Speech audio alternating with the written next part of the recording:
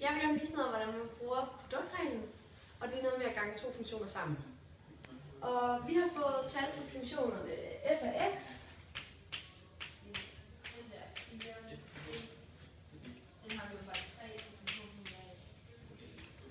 og g af x,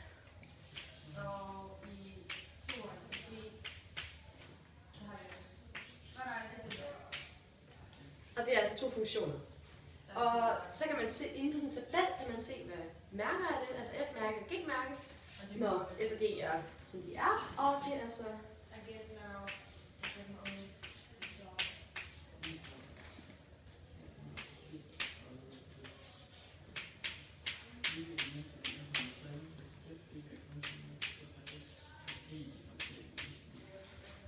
sådan her. Først så vil vi gerne lige fortælle, hvad det vil sige at gange to funktioner sammen. Så det er altså at sige,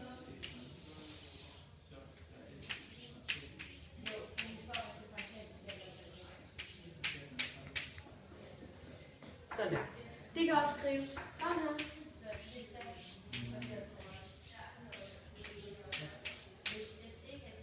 Og det kan man altså sige, det er en ny funktion, man har fået her, hvor man siger, jamen, hvad sker der med grafen, når man ganger f og g sammen funktionen. Og i vores eksempel, der kan det også, der skrives det altså sådan her.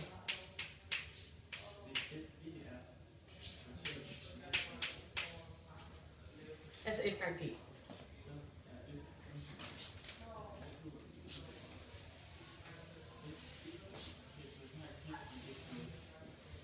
Og nu kommer vi til produktreglen. Og produktreglen bruger man, når man gerne vil differentiere to funktioner, der er ganget sammen. Og den ser sådan her ud, altså forskriften for produktreglen.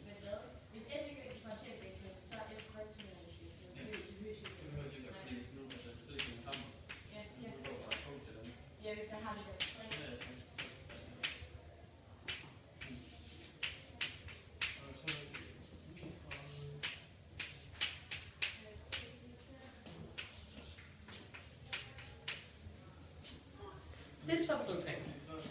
Og i vores eksempel med tal, der ser den sådan her.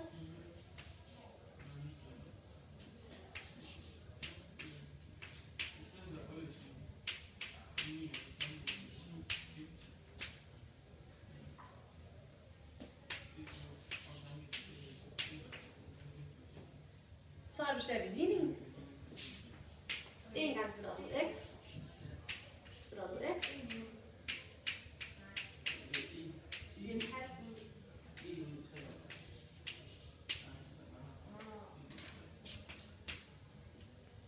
Så siger vi x plus 1 gange, og det ganger vi op i tælleren herovre, så der kommer til at stå, altså x er 1 gange 1, det giver bare x plus 1.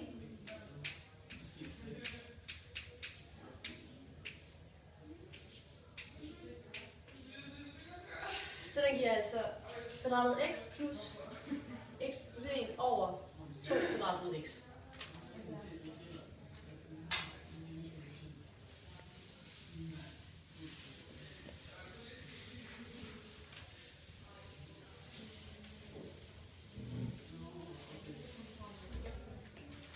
Og hvis vi skal bruge den med et taleksempel, hvor vi for eksempel har, at x er 1, så ser det sådan her ud.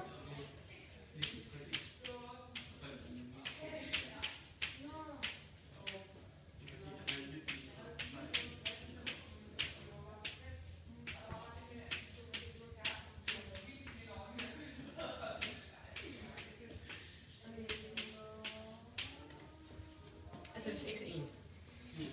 Og igen, så reducerer vi det. Eller skriver det op i et tal.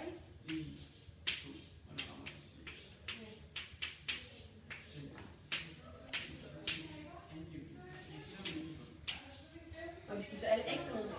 Det reducerer vi så igen.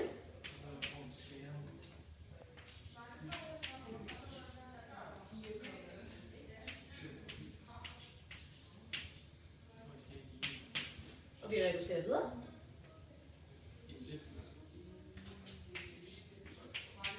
Fordi det her over, det giver en halv, og 2 gange en halv, det giver 1, 1 plus 1, det giver 2. Og det er, hvordan man bruger produktreglen.